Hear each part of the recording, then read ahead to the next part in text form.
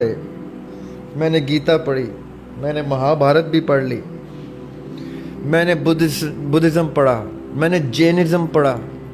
میں نے کہا یار میں سب پڑھوں. جوڈزم تو ہمارے لیے واجب ہے پڑھنا، کرسچینٹی تو واجب ہے، میں وہ بھی پڑھوں جو منع ہے.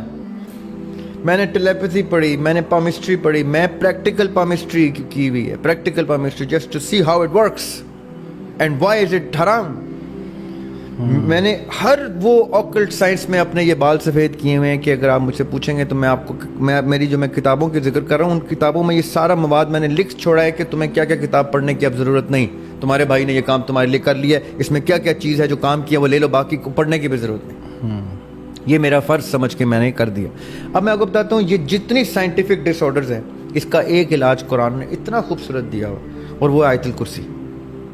اچھا، سونے سے پہلے آپ آیت الکرسی پڑھتے ہیں تو اللہ تعالیٰ فرشتے تعینات کر دیتے ہیں آپ کی اس باڈی کی پروٹیکشن کے لیے جس میں روح کے جانے اور نفس کے قید ہونے کا پروسیس واجب ہو جاتا ہے فرشتوں کے لیے کہ اب ہم کھڑے ہیں دربان بن کے، اب کوئی شیطان اس جسم میں نہیں گھس سکتا، اب اس کی پروٹیکشن ہم پہ واجب ہو گئی. اب وہ چھوٹا ہے، بڑا ہے، سیاہ ہے، سفید ہے، ماں ہے، بیوی ہے، بچہ ہے، عورت ہے، جو ماؤں کو ریکویسٹ ہے اپنے بچوں کو آیت الکرسی سکھا دیں اور ان سے کہیں کہ چاہے تم دن میں سو یا رات میں سو، گھر میں سو یا ہاسٹل میں سو یا دوستوں کے گھر سلیپ اوور میں سو، ایک کام کر لو کہ تم نے آیت الکرسی پڑھ کے سونا ہے. اس سے کیا ہوگا، جو غیر ضروری پرابلمز جن کو اسپلٹ پرسنالٹی ڈس آرڈر تک کہتے ہیں، جن کو اسکیزوفرینیا تک کہا جاتا ہے، یہ اتنی بڑی سائنس ہے، یہ کبھی ہم پھر کسی اس کے اوپر بھی سیر اصل گفتگو کر لیں گے. اس کے سد باب ہو جاتا ہے from the very source of sleep جب آپ آیت الکرسی پڑھ لیتے ہیں. اس کے بعد آپ کا بچہ بڑا جو بھی ہے وہ سلیپ پیرالسس بھی نہیں دیکھے گا انشاءاللہ، وہ سلیپ ایپنیا بھی نہیں دیکھے گا انشاءاللہ. میں سلیپ ایپنیا کا پیشنٹ رہا ہوں. اچھا.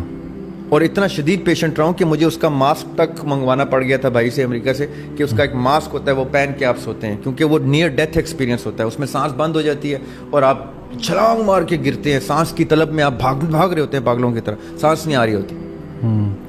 پھر میں نے جب اللہ تعالیٰ کی طرف رجوع کیا اور کلام میں پاک پڑھنا شروع کیا، میں نے کہا کہ دیکھوں تو صحیح کہ ایسے کیا معاملات ہیں جس میں جو دین میں جس کا علاج نہیں، ایسا ہو نہیں سکتا. میری ساری بیماریوں کو، مجھے بہت سی بیماریوں سے اللہ تعالیٰ نے نوازا تھا، اللہ تعالیٰ بڑا کرم ہے میرے اوپر، اللہ تعالیٰ نے اس طرح کی نعمتیں بہت دی ہیں مجھے.